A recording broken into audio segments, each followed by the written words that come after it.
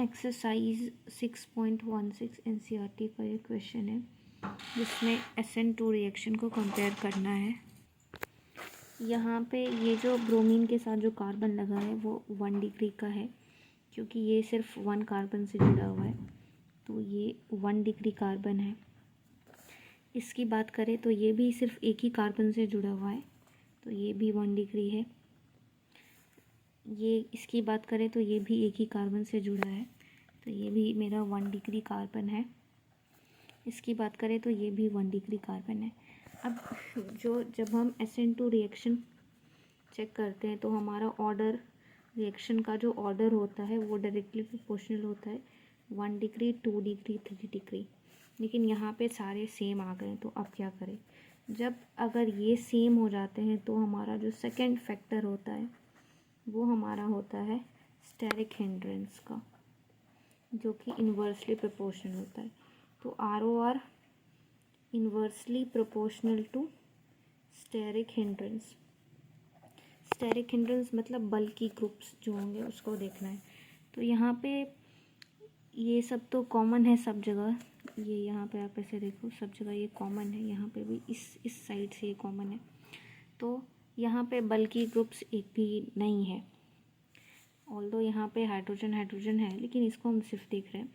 तो यहाँ पे एक भी बल्की ग्रुप्स नहीं है, तो सबसे ज़्यादा रिएक्टिव मेरा A होगा, क्योंकि यहाँ पे सबसे कम बल्की ग्रुप्स है तो सबसे ज़्यादा रिएक्टिव होगा। तो इसको हम लोग A यहाँ पे ले लेते हैं कि A ग्रेटर देन।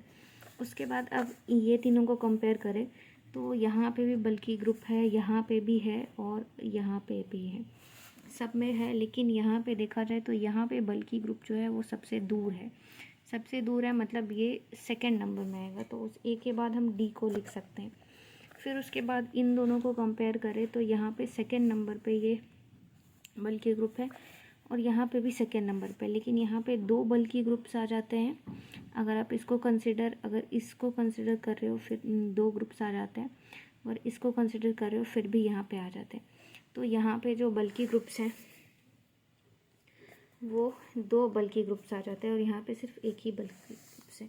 तो यहाँ पे C हो जाएगा और फिर यहाँ पे B हो जाएगा। इसमें आप बोल सकते हो नो बल्की ग्रुप्स, क्योंकि अगर हम लोग CH को कंसिडर करें तो इसको हम लोग नियरली 0 ले लेते हैं।